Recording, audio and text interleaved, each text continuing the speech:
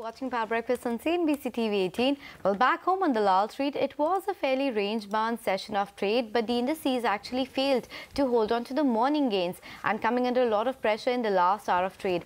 The Nifty ended below the 10,800 mark, while the Sensex slipped over 200 points from the day's high.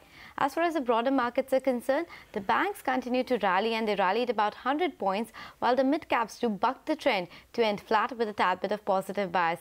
But that was about yesterday. A lot has happened overnight, and Mangalam is here to tell us all those cues. Mangalam, tell us, what does the picture look like this Tuesday morning? Well, we're at, what do you say, tenterhooks, so to say, because, well, if you see how yesterday trade panned out, we opened upwards of 10,800, and then the highs were 10,836. At the lows, it was 10,750, and we finally closed about 65 points off highs at 10,771. What does this mean? This means that at higher levels, there is some sort of resistance. At lower levels, there is some sort of support, and the range itself is about 100 points. We opened upwards of 10,805. That means if you bought at the open, perhaps you wouldn't be making money. So this is something which is important. In the last hour of trades, what exactly happened was, one, the RBI governor spoke, said there won't be any loose liquidity, and what that did was took the bond prices higher, the bond yields higher, rather bond prices went lower.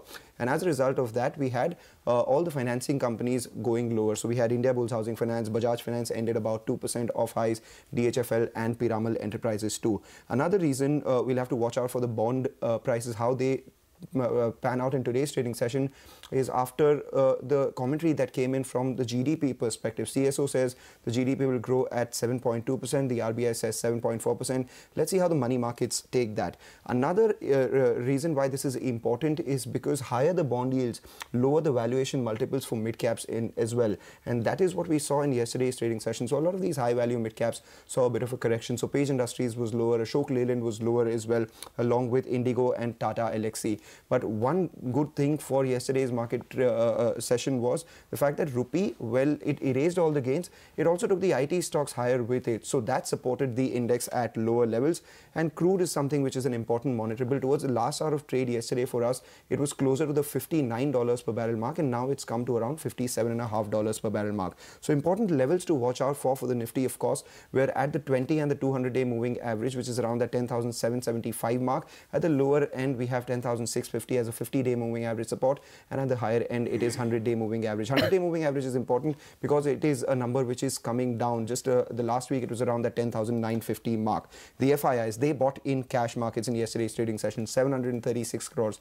Majority of that was distributed amidst all the IT stocks and corporate bankers. So we had Infosys, Axis Bank, ICICI Bank and TCS seeing some bit of delivery-based buying. The Asian markets right now, as we speak, more or less in the green. The SGX Nifty suggests a flat opening. Let's see where we go from here, like I said, on tenterhooks. Oh, well, yes, the Asian markets have sobered a tad bit from the start of the show.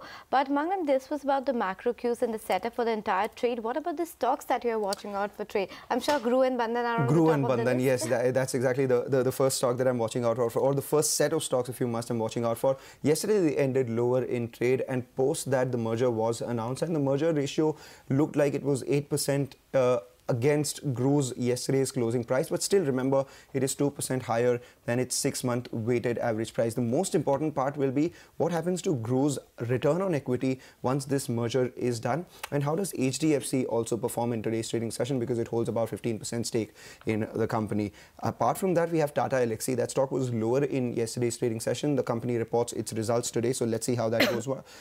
Let's see how that goes. Reliance Communications, the Supreme Court has given it 4 weeks to file a response to the contempt petition filed by Ericsson. Let's see how that stock performs as well. Usually a fairly volatile one, so we have to keep an eye out on this. We're not hearing the end of this anytime soon. Apart from that, we have Prabhat Dairy. Now, yesterday, Parag Milk said they want to move forward in terms of integration and get into sweets. Prabhat Dairy's growth plan is backward integration, so they want to increase their focus by expanding the cattle feed business, and they've done a joint venture with a Danish company for the same. And finally, Endurance Tech, they've made an acquisition.